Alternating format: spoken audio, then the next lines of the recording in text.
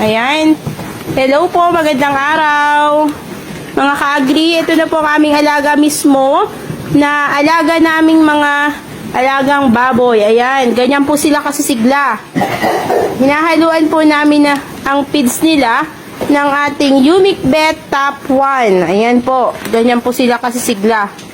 Ayan, isang pitak pa lang po yan. Naihalo na po yan sa pakain. Pwede rin po siya nating gamitin para sa painom ng mga alaga nating baboy. 100 grams po ang laman nito. 100 grams, good for 200 liters na tubig o 1 drum. Ayan. Ginagamit po natin siyang painom. Ayan po, lipat po tayo ng ayan pa po yung iba. Ayan.